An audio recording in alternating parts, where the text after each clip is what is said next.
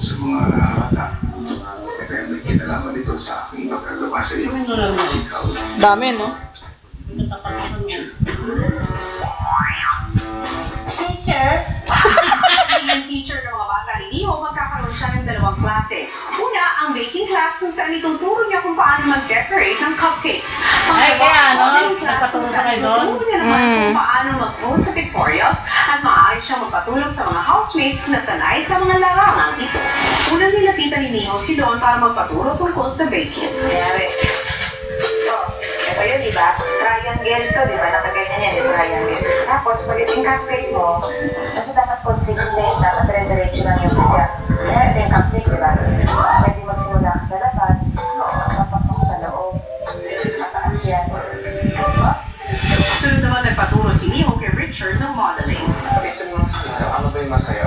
Ano ginagawa natin Yan, masaya? may regalo mo bigyan sa'yo, paano ka tamay, di ba?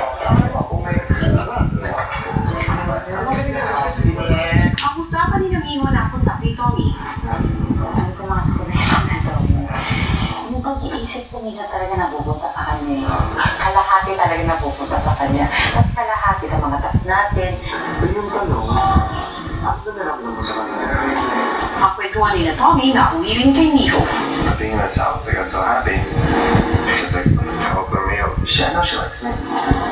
But it's hard for us to, like, we talk and I can understand her sometimes. And look, and not just that, but God, I need to work on myself right now. I need to focus on myself. Okay lang mag-focus ka sa kanya. Pero yung ay nag-focus ka sa kanya dahil gusto mo siya.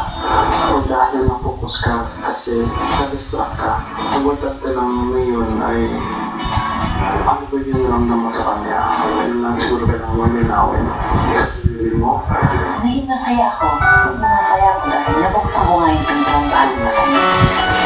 All I know is that you can really get distracted from so many things in this house. But you just focus on why you came here and that's and everything will be fine. We didn't come here to find love. Ay, ba't po? Dahil ba nabuksan ko yung puso mo? Ang gano'n. Yung parang gusto ko siyang iwasan ng bonggang-bongga ngayon. Bongga-bongga, Diyos ko. Kasi hindi ka kasi makabukas. Kasi gusto ko isa lang kasi. Gusto kong bigyan sa isang bagay. 100 pesos ko. Ito bongga-bongga. Natin siya. So why did you come here? My family proud. So I work on myself. And Develop. Yeah. People I know. Tommy and Sarah is. so that's the reason why you came. Just keep on going.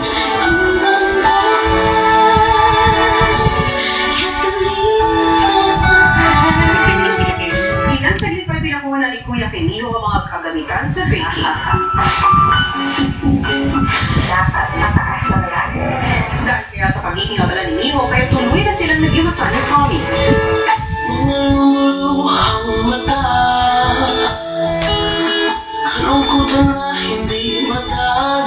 Had a whole little thing with me last night, trying to talk to her about what she thinks about us being together, this and that, and she told me, you know, what she feels. That, Gusto ko, kaibigan mo na. trying to deal with this is hard because, yeah, I'm trying to reevaluate everything. But I don't want to leave you. Andito tayo sa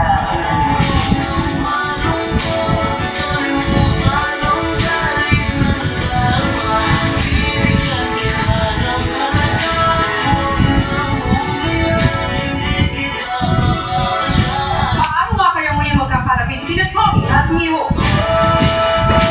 At ano ang magaganap sa bagong cast ng Niho?